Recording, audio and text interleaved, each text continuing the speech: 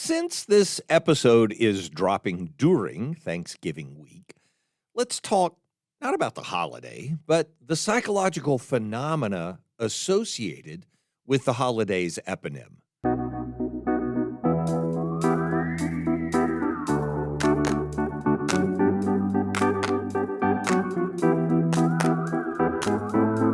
Welcome to Coffee with Creamer, where you get to sit down with our host, Dr. Barry Creamer, for a conversation about faith, life, and culture.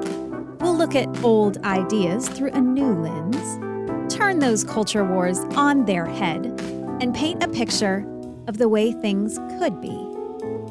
If you like your thinking deep and your coffee hot, pull up a chair. You're in the right place.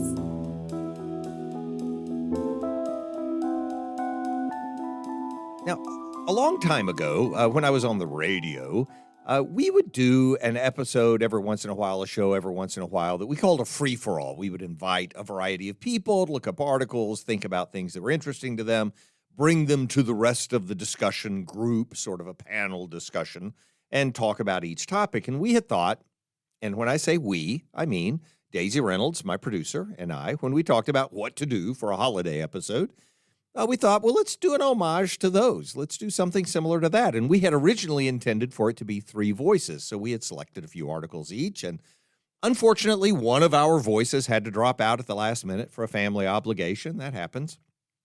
And it was fine. But I think the topics that we had already lined up were enough that we're going to stick with the strategy. So how's that for seeing the inside game? My point is, this is a different kind of show, and I'm inviting Daisy to turn up your microphone and engage in the conversation because I asked you to look up a few articles or just a few points of interest in your mind about Thanksgiving and about giving thanks, both the holiday and the event or the psychological phenomenon of giving thanks. And you looked up a few that I think are fairly interesting that I want to talk about on the way there. Why do you sound surprised by that? Which I think are fairly interesting. Before we get there, I have to interrupt and ask about the vocab you used in the open.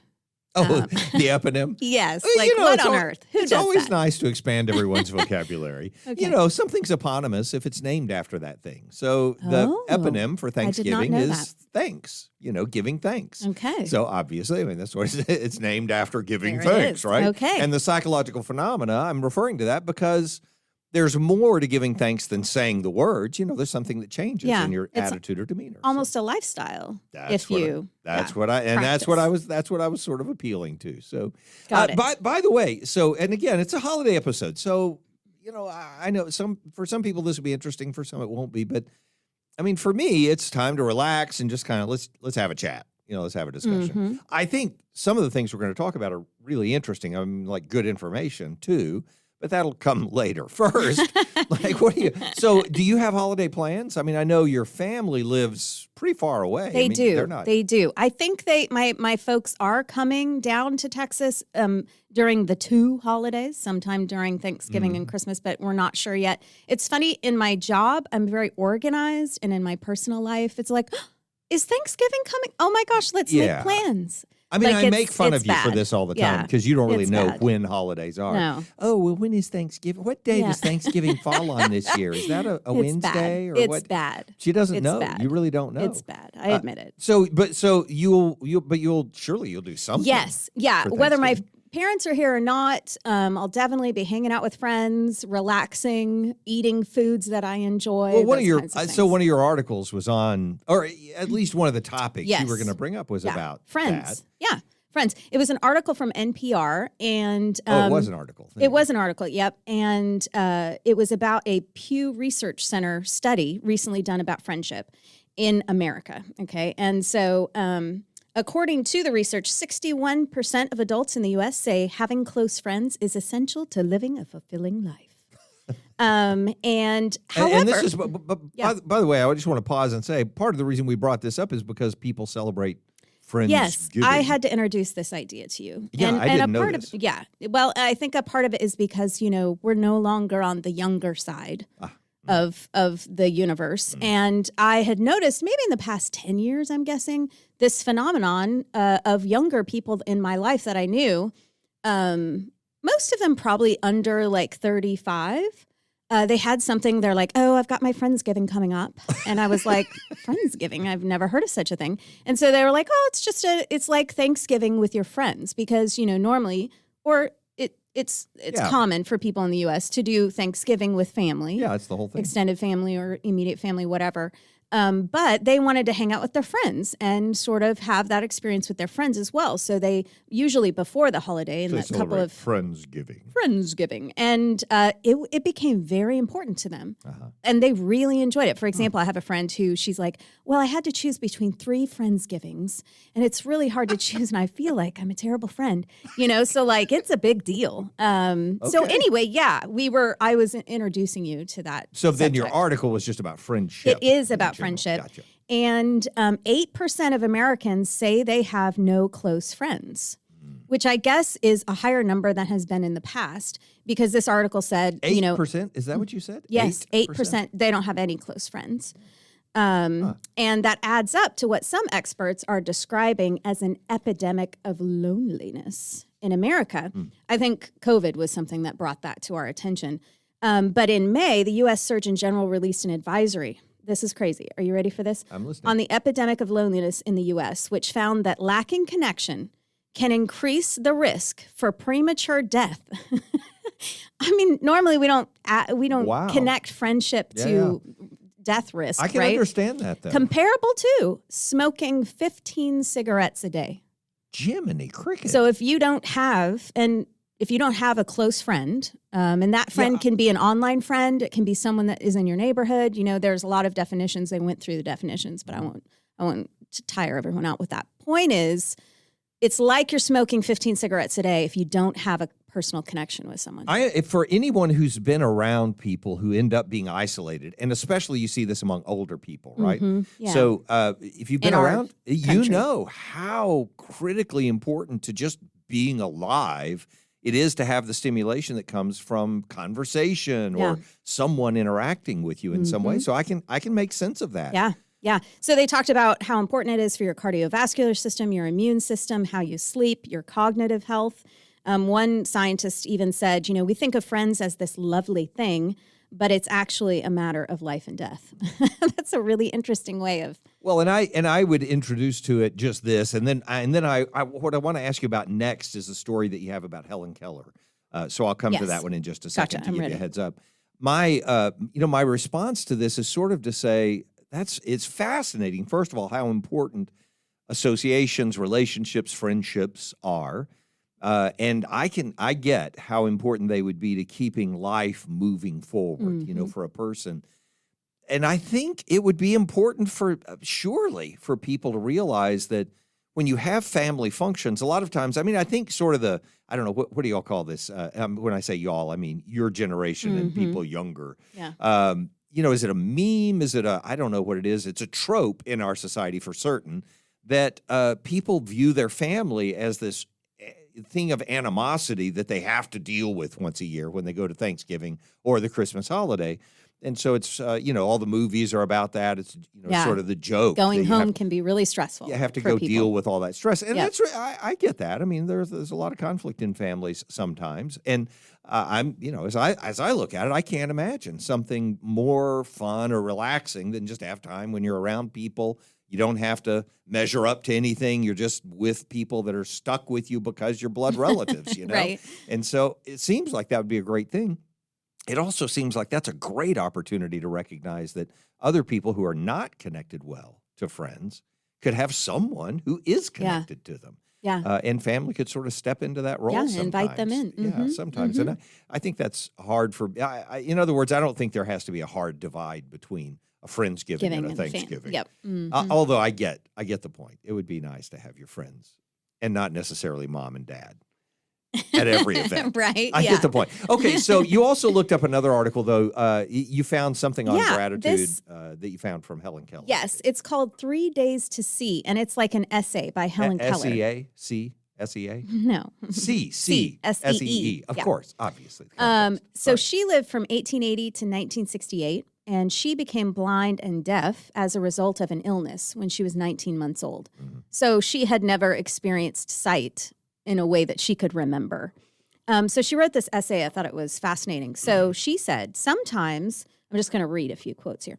Sometimes I've thought that we should live each day as if it were our last. Most of us, however, take life for granted. The same casualness characterizes the use of all of our senses. Only the deaf appreciate hearing. Only the blind realize the blessings that lie in sight. The same old story of not being grateful for what we have until we lose it. I have often thought it would be a blessing if each human being were stricken blind and deaf for a few days. Darkness would make him appreciate sight. Silence would teach him the joys of sound. So she goes on to tell us what she would fill her 3 days with, right? So she decided, she thought through, what if I had 3 days of sight, what would I focus on during those days? And so she sort of described that for us.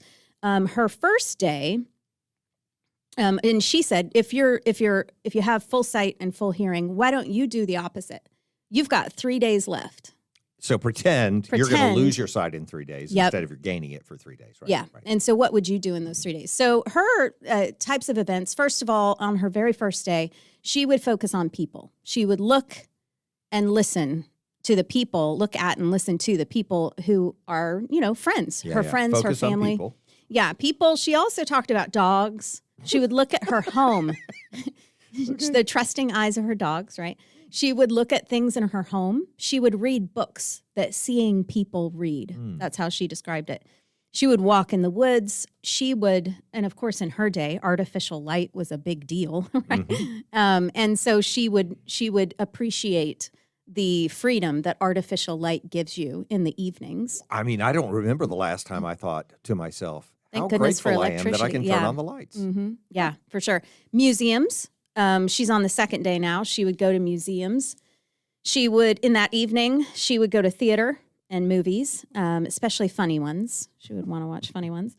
Her third day, I found this really interesting. She would spend in New York City watching people head into their workday and sort of the hustle and bustle of life because she lived out in the country.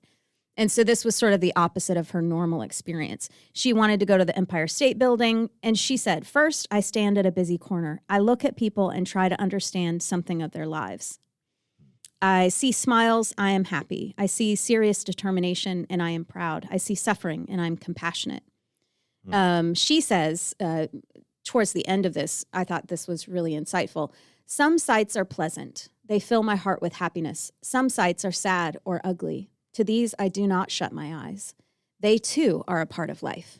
To close the eye on them is to close the heart and mind. What a brilliant comment. Isn't that? That's perfect, yeah.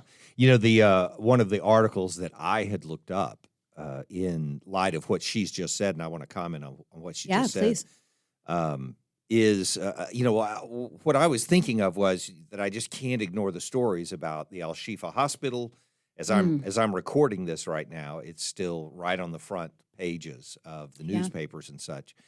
And the tragedy that's happening in Gaza, and again, I'm not being critical of anyone. This is not a political commentary at all. It's just you have to grieve over this little row of babies that they have that need the NICU and don't have any power, and it's just it's unimaginable suffering for the families and for the little children that are involved in that.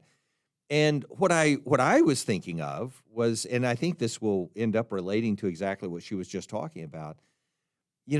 When I want to give thanks for something, I hate that I think this, and I'm sort of ashamed that I think this. But so I'm going to work through it here in just a second. But my point is, thankfully, you have a counselor. Yeah, exactly. On the show. In the room. We can figure this out. So she got a Master of Arts in Counseling. She's a licensed counselor. It is true. She is. But the point is that I know that only a narcissistic person would say, well, thank heavens that's just not happening to me.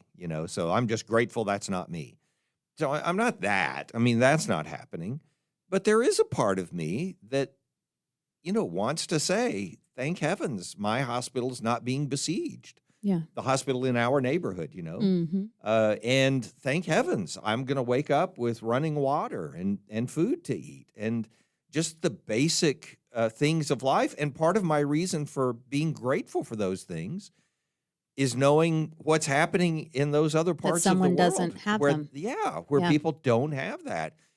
And so, I'm acknowledging, we don't want to be narcissistic and act like we're the only people in the world and all that matters is that things are going well for us. Not at all.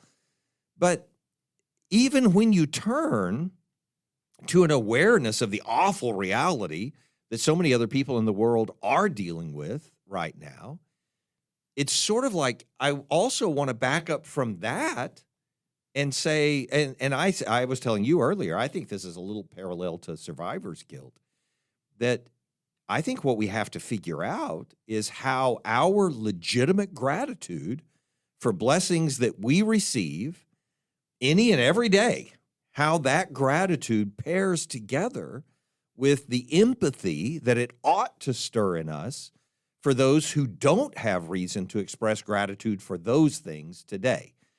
So the fact that I have empathy for people who are missing that is partially built into the fact that I know I should be grateful for the fact that I do have the things that they don't have. You don't have to turn one off to turn the other on. And that's what I guess that's what I'm trying. And I've encountered a lot of people. I say a lot of people. I mean, I've gone on mission trips, things like that, or just visiting areas. But when I've gone to India on mission trips, you encounter poverty like you really don't see in very many places. And there's a guilt that people come back with, sort of, I want to get back to my house. I want to get back to my hot shower. I want to get back even at night to the hotel where we're staying or whatever. And then you realize how selfish that is because they're still going to be there every day, all the time, facing the things that they face. And at the same time, it's like, well, you don't want to just carry guilt. You want to have empathy, but then you just want to be grateful and remember that while you don't deserve anything more than they have, you've been blessed with things that even if you didn't deserve, you should be grateful for. And at the same time, carry that empathy. So anyway, putting those two things together, it kind of strikes me like what Helen Keller's talking about as parallel of saying, I have sight. And of course I want empathy with someone who doesn't have sight. At the same time, I acknowledge God has blessed them in other ways, but he's also blessed me with sight. So I'm going to say, thank you for allowing me to see. Yeah. And one way to do that would be to say, I should appreciate the fact that we have lights at night that I'm able to see with. I love her. I love her approach. It's interesting to think that thankfulness doesn't require only all positive thoughts. And I think sometimes as a culture, we think of thankfulness as you got to be happy. You've got to be embracing the moment. But I think thankfulness, just like what you just described, can include a sadness or a gravity anyway, that I think is, should be common for believers. Yeah. Because I think that that's the way the scriptures describe our position in a broken world with hope that's beyond this world. Yeah, the line of the Great Awakening preacher, I don't remember which one it was. I think it was one of the Wesleys, who says, there, but for the grace of God, go I, that line. I don't even know if it's accurately attributed, but regardless, the line itself sort of carries that because grace and gratitude are inherently related characteristics, one objective, one subjective. And the idea that we would accept it as grace and undeserved and therefore have a sense of shame can't go without the realization that we should also be grateful, filled with gratitude for that. Yeah, I love the complexity of what would go with it. So I'm going to jump to the next one. Okay, I'm ready. Which is, you found an article which I thought was interesting. I hadn't thought of it the way you did, related to thanks or gratitude. This makes me giggle because it's about careers, and you're my boss. Oh yeah, that's true. And here I'm you saying, should love your career. Yeah, I'm saying, thank goodness life is more than just career. Even though I'm saying that in front of my boss. Well, first of all, I'm just going to point out before you get into this story, I'm going to point out how hypocritical this is for you because you basically live work a lot. You take work home. I do you work. Dwell on it. So, and I've always said, I think that's a terrible shame, but I'm going to take advantage of it as long Right. as you do it. Yeah. You know, And So- it's funny. I do actually like both of my jobs. I have 2 jobs, counselor and working at Crystal College. And I do really enjoy both of my jobs. However, I think that this particular article brings up overarching sort of structural way of humans interacting with their world that I think is important for us. So give us what the article is about, So it's called Your Career is Just 1/8 of Your Life. which I find just mind-blowing. I'm Not even surprised. possible. Yeah, Yeah, I'm I'm terrible surprised. at math, so you could pretty much tell me anything and I'd be like, really? How interesting. So this was by Derek Thompson and it's in The Atlantic. So the full article talks about career advice. And we're going to focus on one part of it. But he says career advice as a genre is almost fatally flawed. I thought this was pretty humorous. He says, my toes curl with embarrassment when successful people say anything along the lines of, just do these 3 things I did. He says, autobiography is not advice. Okay. He says, given how poorly, this is the humorous part, given how poorly most people understand themselves, it's barely even autobiography. now that's true. Yeah, That's isn't that absolutely funny? true. Yeah. So anyway, one it's sort of career advice, but it's sort of just pointing out interesting things about our career. So one of those things is the length of our career versus the rest of our lives. Okay, so it's a lot of math. Here we go. The typical career is 80,000 hours. Okay. Okay. You're awake and conscious for the equivalent of 3,000 weeks. Okay.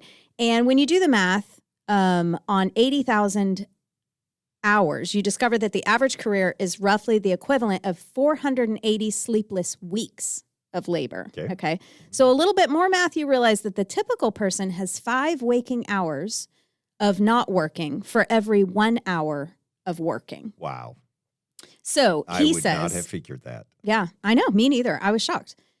Well, I don't know if I would. You've already pointed out that I don't know if these would necessarily describe my life. It's not true about you. Yeah, right. Yes, but a normal normal people. person. Yeah, we say that phrase a lot, though. Normal people, and then there's you, Daisy. Work is too big. This is what Derek says. Work is too big a thing to not take seriously, but it's too small a thing to take too seriously.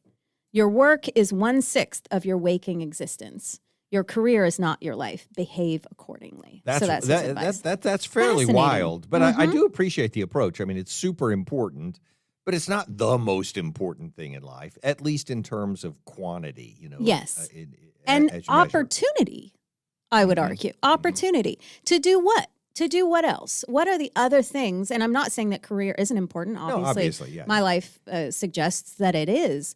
But there is something about us humans. We often deal with the urgent rather than the important. But you're also right in the middle of your career. So Yes. it's obviously that's going to seem more important when you're in the middle of it. And I happen to have 2 right now. And it so sort it's of a little more. shapes everything else Yes, that you do it does. while you're in the middle of it. Yeah. Just don't forget, while you're focusing a lot of your life on career, potentially, don't forget that there's a lot of your life you may be leaving behind that you should invest in some way. And you saw something in this that made you think, oh, well, that should affect your gratitude also, Yes. which I thought was interesting. Well, frankly, some people have the luxury, I would say, or the blessing to really enjoy their work. Like they love it every single moment of every day, right? But there are a lot of people that just work in order to pay the bills and support their family and do the best they can, and they don't enjoy their work. Well, the good news is your life is actually full of a lot of other things than just work.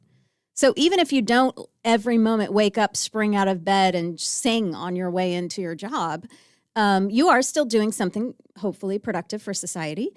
And don't forget, you've got the The other 5/6 of your life or 7/8 of your to life. choose what it is you want to do and the kinds of things that matter to you.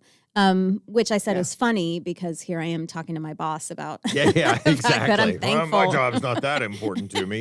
Yeah, really Yeah, glad to so, hear that. I do love it. If you have a job you love, you have a reason to give thanks. Yes. If you have a job you don't love, you have a reason to give thanks. You know, this is a good thing. I'm working through In the First Circle, Solzhenitsyn novel right now, and one of the things he has is characters talking against each other in a prison. I mean, they're friends. They're having a debate or discussion with each other about just that. Is gratitude primarily about your response to things? They're saying it about happiness, but it's the same concept as they're discussing it.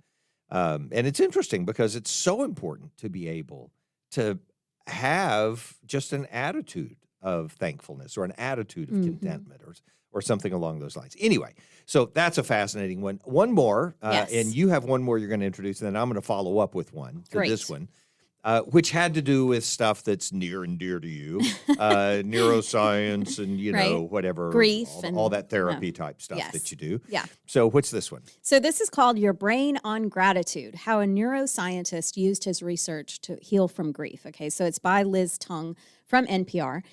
And this guy's name was Glenn Fox. And he had dedicated most of his adult life to studying gratitude. So how it improves our resilience, lowers stress, and boosts our overall health, okay, which we've sort of already talked about with friendship.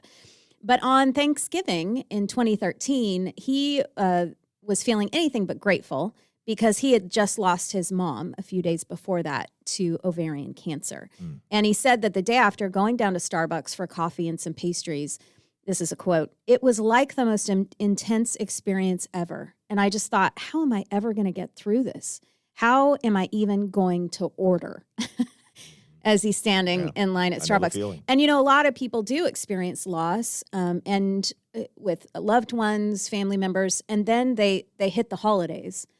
And the moments that are supposed to bring warmth and pleasant memories and things like that can bring the opposite. Yeah. And so that was true for him. So he was just months away from completing his PhD on the neural basis of gratitude. And he knew from his research how therapeutic gratitude could be and how it could help him. What he didn't know was how to actually make it practical.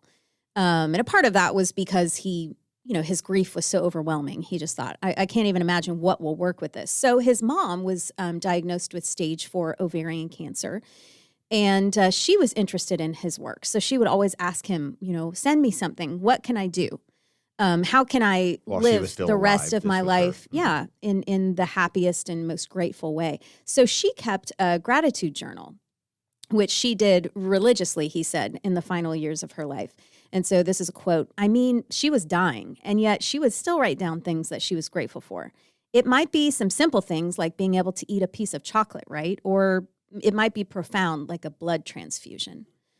So he has her journals, and it inspired him to journal himself. And so he said that practice had a profound effect on his mother's ability to stay in the moment and appreciate the time she had left. And so he said, "Grateful people tend to recover faster from trauma and injury, and they tend to have better and closer personal relationships." So he thought, he woke up the next day and he started thinking to himself, okay, gratitude guy. That's what some people call him. Like, what do you got? What are you going to do? And so he started his own gratitude journal. And he said he wasn't great at it at first. He kind of stunk at it. And he did acknowledge that at first, the entries didn't change the way he felt at all. Okay.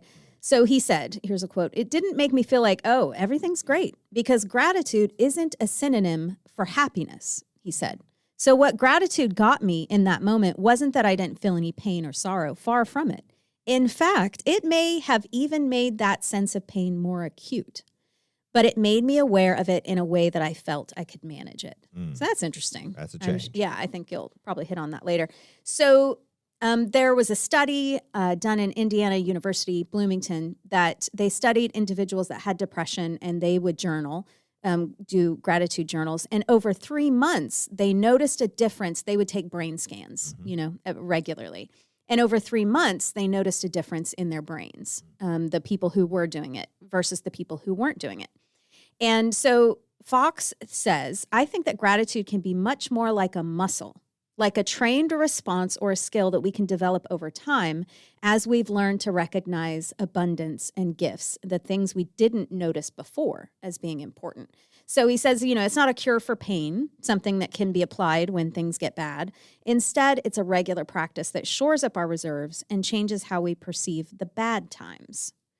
And so he said it's not a quick fix. It didn't fix his grief, but what it did allow him to do was live in the moment and acknowledge that he had grief because he had something to be thankful for. Yeah. Which was a close relationship with his mom. That's one of the things I always try to point out. This is I find that to be brilliant and really illuminating for people, especially who are going through grief. And because when you're grieving, you don't want it washed away. I mean, part of the grieving experience is realizing how poignant, how valuable those moments are to you being alive still, and yet it's horrible. And being able to, experience gratitude in the same complex moment when you're having that worst of all living experiences is, I think that's an insight, to be able to move forward with. I shared with you that I found in response to it, because I was curious, if his thinking about it would put gratitude in a certain part of the brain. And so I started looking up articles or things like that talked about where gratitude is in the brain. And there's not a simple, it's a very complex emotion. And so there was no, ask AI and it'll tell you it's in this part of the brain. It's not, it's not that simple, which I tried, by the way. And I tried everything else. But there's no answer that reduces it to one part of the brain. But there were plenty of studies about things that did change in the brain because of gratitude related to exactly what you were just talking about, for instance. But one of the studies that popped out to me most prominently, because of my concern for altruism as well, and how we talk about being able to choose other than selfishly or other than with even psychological egoism. So I found this article. It's called "The Cultivation." It's a study actually, and we'll put the link to where we found it. Where I found it, and then I showed it to you, I think so. But we'll put the link to it on the website. But the study's called "The Cultivation of Pure Altruism Via Gratitude, a functional MRI study of change with gratitude practice." And it comes from a couple of psychologists from the University of Oregon, state near and dear to your heart. Wonderful state that is. Yeah, that's where you came from. Anyway, and then also a researcher from Harvard as well. Okay. So, so what I'm going to do is read. It's not even the introduction to the study. It's sort of the abstract that you have with these things, right? Okay. So here's what they had as the sort of header for getting into the article itself. A little long, but I think it'll make sense. Gratitude is an emotion and a trait linked to well-being and better health, and welcoming benefits to oneself is instrumentally valuable. However, theoretical and empirical work highlights that gratitude is more fully understood as an intrinsically valuable moral emotion. So a moral emotion would be, something a little different. Yeah. So it's not just self-benefiting. Anyway, so the next statement is, to understand the role of neural reward systems in the association between gratitude and altruistic motivations, so the moral emotion, we tested two hypotheses. First, whether self-reported propensity toward gratitude relates to fMRI-derived indicators of pure altruism, operationalized as the neural valuation of passive private transfers. You're glaring at me like I shouldn't be reading this part. No, I'm glazing over. It's a different G word there. I got you. Okay. Anyway, so the idea is that as they did this study, they found observable evidence that when people were more grateful, they had a greater propensity toward gratitude, that when they expressed that gratitude or when they encountered that gratitude themselves emotionally, then they were more inclined. They also had a greater propensity toward altruism, doing things for other people, choosing on behalf of others. We posit, this is how that paragraph concludes, since I skipped all the meaty part, about the nucleus accumbens and the ventromedial prefrontal cortex. Anyway, we posit that as a context-dependent, value-sensitive cortical region, the VMPFC, the thing I just named, supports change with gratitude practice, a change that is larger for benefits to others versus oneself.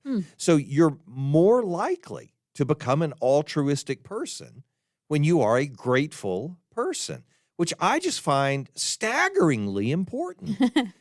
Because, again, like I was saying about the thing with Gaza, our gratitude gratitude's not selfish, because you're looking outward and saying thank you to someone else. You're saying thank you. You're saying it to someone else. And when we're doing that, we're looking outside of ourselves, but we're saying it about what we received. So it can feel a little selfish, like, well, I'm grateful for all this stuff, and just ignoring all the misery that's out in the world. But in reality, it's built into gratitude that we're acknowledging we're not different from people who don't have the things that we have. That's why we're grateful for receiving them. Yeah.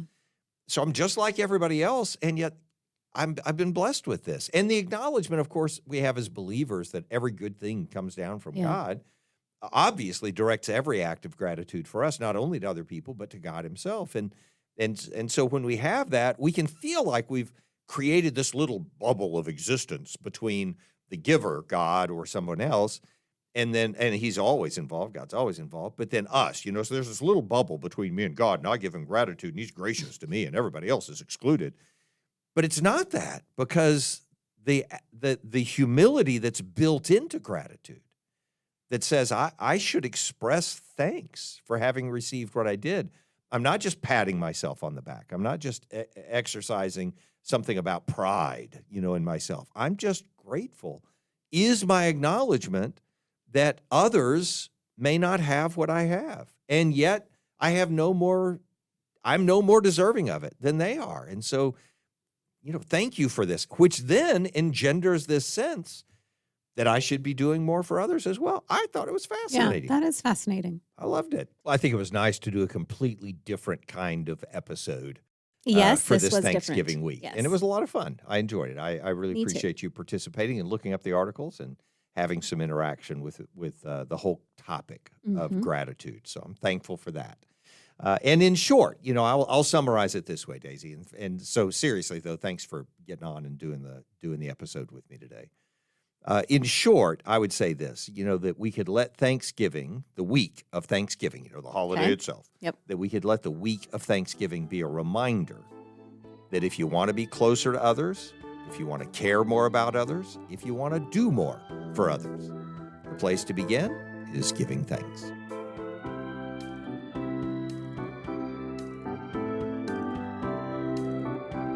Thanks for joining us for Coffee with Creamer. Your cup of coffee may be finished, but we are not. Come back next week for a refill as we sit down to examine a new set of ideas and cultural issues. Don't miss an episode. Subscribe wherever you get your podcasts or visit our website at barrycreamer.com. Until next time, keep your mug hot and your mind sharp.